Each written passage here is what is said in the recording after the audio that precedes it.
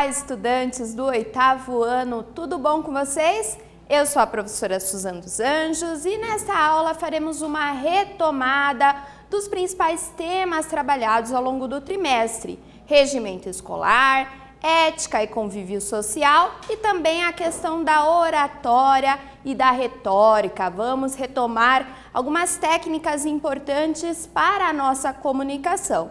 Vamos lá? Então, os objetivos da aula de hoje são relembrar o que é o regimento escolar e qual é a sua importância, retomar as reflexões éticas a partir dos conceitos de compromisso e responsabilidade e reforçar a importância da oratória e da retórica para o desenvolvimento da cidadania.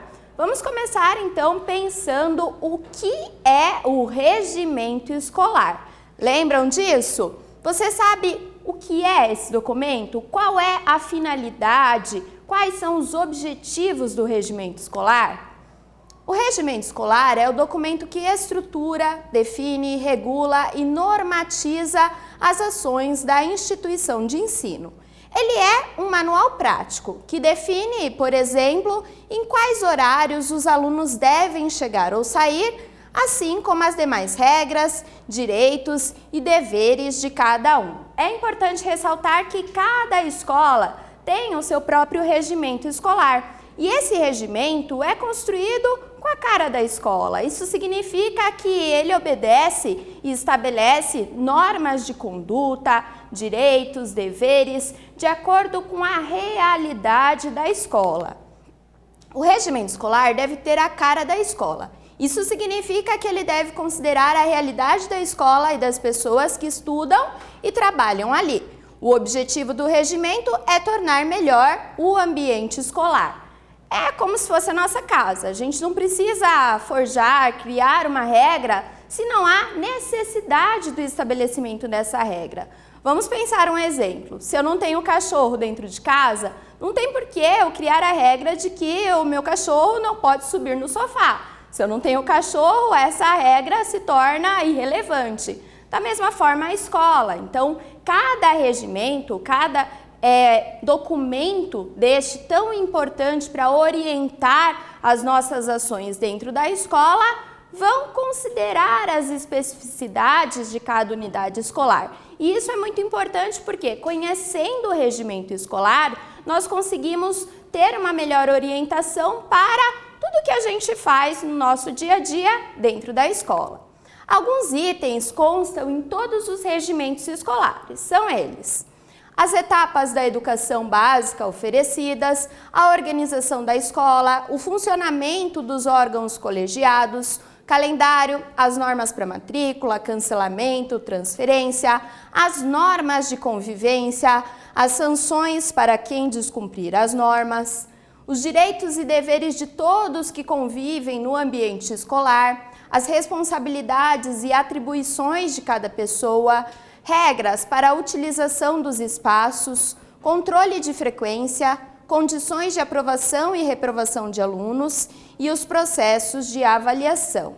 Vejam, tudo aquilo que diz respeito à nossa vida escolar, desde o calendário até as normas de conduta, os seus direitos enquanto estudantes, as sanções, as medidas disciplinares que você pode estar sujeito caso descumpra alguma das normas importantes ali para a boa convivência no ambiente escolar, constam nesse documento. Então, se você ainda não conhece o regimento da sua escola, é muito importante conhecê-lo. É não só um dever seu enquanto estudante, mas também um direito. Eu não posso ser cobrada sobre uma regra se eu desconheço aquela regra, concordam? Por isso é muito importante que a gente procure conhecer cada uma das etapas, cada um dos itens constantes nesse documento. Agora eu quero propor então uma questão, um exercício para a gente pensar os objetivos do regimento escolar e como ele pode ser definido. O regimento escolar pode ser definido como: alternativa A, um documento em que constam apenas as obrigações que os estudantes indisciplinados devem seguir na escola, Ou B, um documento que toda a comunidade escolar tem o direito e dever de conhecer, pois estabelece normas e regras que visam a boa organização do funcionamento da escola. Pensem um pouquinho aí, leiam novamente as alternativas e daqui a pouco nós voltamos com a correção.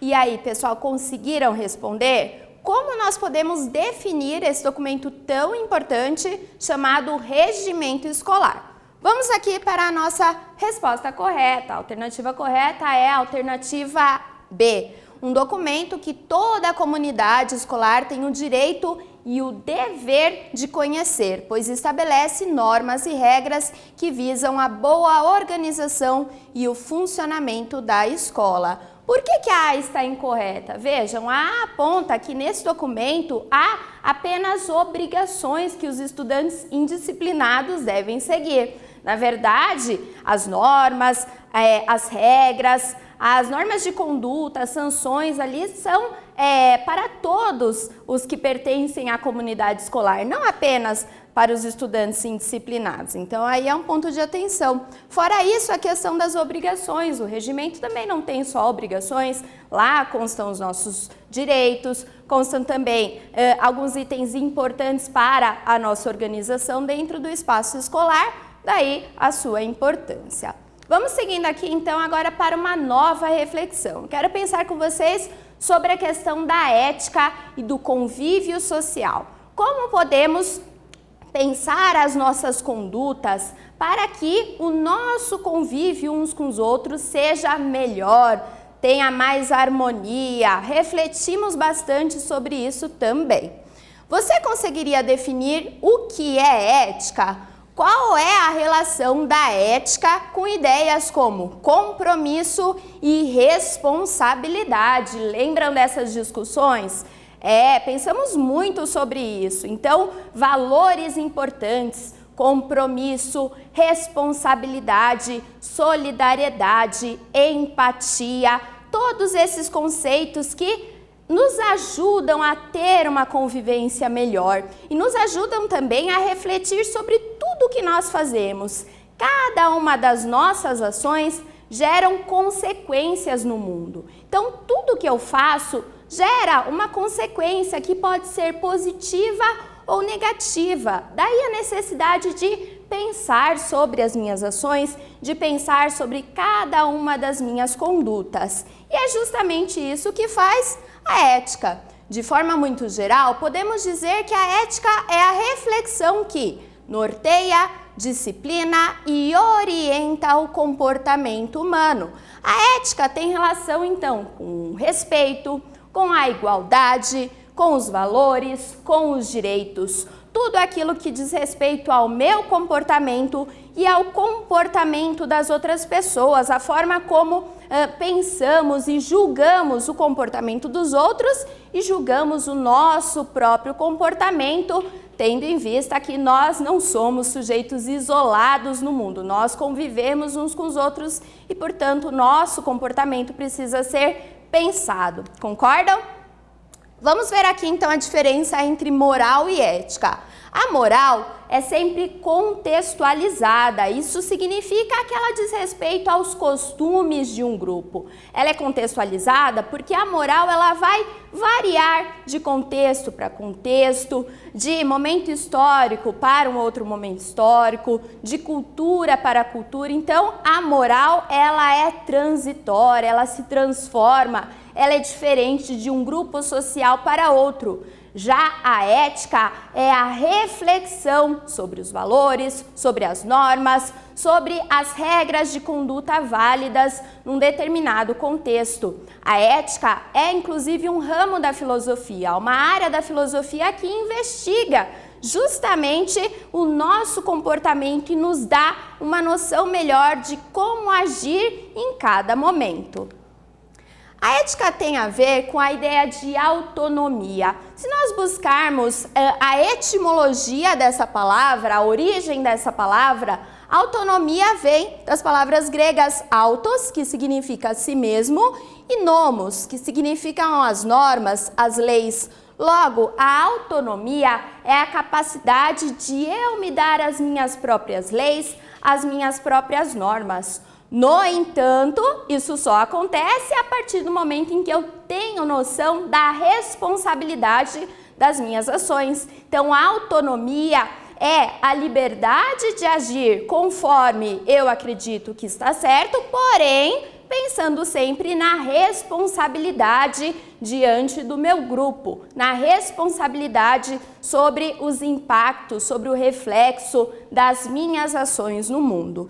Quando eu não tenho a capacidade de agir por autonomia, aí eu vou precisar agir por heteronomia, que significa basicamente seguir a conduta imposta, as normas impostas por outra pessoa externa a mim. Então, quando eu não tenho a capacidade de, pela minha própria consciência, agir conforme o necessário, aí eu vou precisar a vida inteira ficar seguindo as normas estabelecidas por uma pessoa, porque eu mesma não tenho a capacidade de, por consciência, entender o que é melhor ser feito em cada situação.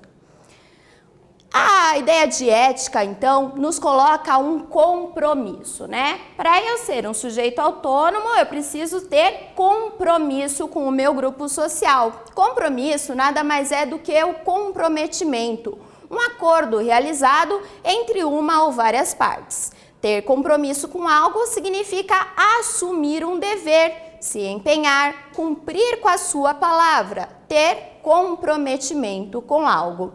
E essa ideia também se relaciona à ideia de responsabilidade. Enquanto o compromisso nos coloca esse comprometimento com algo, com as nossas próprias ações e com o resultado dessas ações, a responsabilidade é o dever, é aquilo que nos dá uma noção da outra pessoa. Ter responsabilidade é poder responder pelas suas próprias ações e arcar com as suas consequências. Logo, se eu quero ser um sujeito autônomo, eu não posso responsabilizar o outro pela minha conduta. O reflexo, a consequência da minha conduta é responsabilidade minha. Logo, o compromisso moral, o dever de entender as consequências das minhas ações no mundo, só pode ser um compromisso feito comigo mesma, tá? Então, é um compromisso que eu mesma estabeleço com o meu grupo, independentemente das imposições de uma outra pessoa. Essa é uma reflexão muito bacana, então eu quero que vocês exercitem isso agora no caderno. Pensem o seguinte: dê exemplos de condutas que expressam um compromisso e responsabilidade de um indivíduo com a sua sociedade. Escrevam ali uns 3, 4 exemplos de cada uma dessas condutas e daqui a pouco retornamos com uma sugestão de resposta.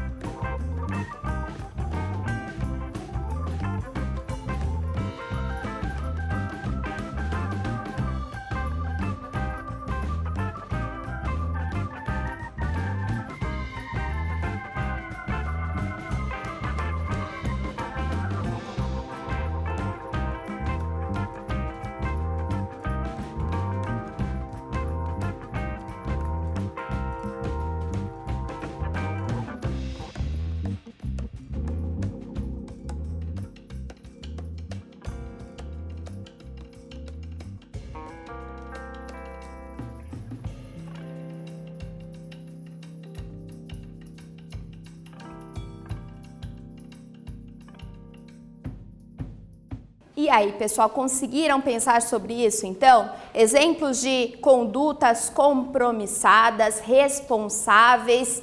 Conseguiram? É fácil, né? A questão tranquila aí é mais um exercício mesmo para ver o que vocês têm de ideias aí, como que vocês podem levar essas discussões para o caderno. Vamos lá. Então, aqui a resposta, obviamente, é uma resposta pessoal, mas eu deixo algumas sugestões. Sugere-se refletir sobre ações que impactam positivamente no mundo e que contribuam para o bem coletivo, tais como ter atitudes de empatia, respeito, humildade, solidariedade, respeitar as normas consideradas importantes para determinado grupo social, cuidar do meio ambiente, etc. Então, são ações bacanas aí, representam justamente esse compromisso, essa responsabilidade de um indivíduo com o seu grupo, com o bem-estar coletivo e não apenas com o bem-estar individual. E às vezes a gente confunde, né? Quando se fala em autonomia, parece que eu posso então fazer o que eu quero, né? Posso me dar as minhas próprias leis, as minhas próprias normas, mas não é bem assim. Lembrem-se que a autonomia, ela sempre requer responsabilidade, compromisso, a responsabilização sobre as consequências das nossas ações. Isso sim é um indivíduo autônomo. Caso contrário, precisamos daquele reforço das pessoas de fora, o professor, os seus pais, te orientando em como fazer para ir construindo pouco a pouco essa autonomia. Agora, eu quero mudar um pouco de assunto aqui para pensar a oratória, né? Vejam só que importante esses debates. Então, falamos de regimento escolar, falamos sobre ética e convívio social e agora vamos pensar sobre a arte do bem falar, a comunicação. Para conviver melhor, obviamente, precisamos também nos comunicar melhor uns com os outros. E essa comunicação é potencializada com técnicas de oratória, de retórica. Em que sentido interagir com outras pessoas, saber expressar as suas próprias ideias e pensamentos, saber escutar e respeitar posicionamentos diferentes, colabora para o seu desenvolvimento? Já pensou sobre isso?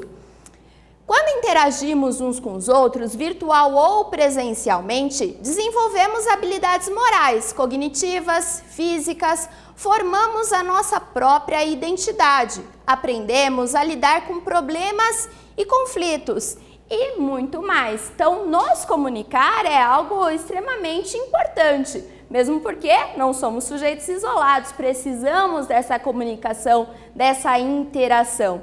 E a interação, ela se torna muito melhor quando nós exercemos algumas técnicas, como a técnica da escutativa. Essa técnica nos ajuda a escutar melhor o outro, não apenas ouvir. Ouvir é uma coisa, ouvir é uma ação ali que é biológica, já escutar é dar sentido, é ter atenção com aquilo que o outro lhe comunica. A técnica da escuta ativa nos coloca algumas potencialidades aí. Por exemplo, ela desenvolve a nossa comunicação, promove o nosso relacionamento com outras pessoas, aumenta a autoconfiança e a segurança, otimiza o tempo dedicado a compreender as pessoas. E além da escuta ativa, outra técnica muito interessante é a técnica da comunicação assertiva. A comunicação assertiva nos permite estabelecer uma harmonia melhor entre o que se pretende falar e o objetivo que se quer a partir daquela comunicação. A comunicação assertiva é baseada, então, no equilíbrio. Ela estabelece uma relação de harmonia entre as necessidades do emissor e as necessidades do receptor de uma mensagem. Concordam? Bom, vamos agora, então, para a revisão de hoje. Hoje relembramos que o regimento escolar é um documento importante no contexto escolar, pois orienta cada uma das nossas ações. Entendemos também que a ética é a reflexão sobre a conduta humana, a autonomia, o compromisso e a responsabilidade. Vimos que saber nos comunicar uns com os outros é fundamental para o nosso desenvolvimento individual e também enquanto cidadãos e enquanto cidadãs. Quando nos comunicamos bem, potencializamos a nossa capacidade de exercer a nossa cidadania. Então, eu agradeço muito a participação de vocês nessa aula. Espero que vocês tenham relembrado conceitos e discussões muito importantes e a gente se vê numa próxima. Tchau, tchau!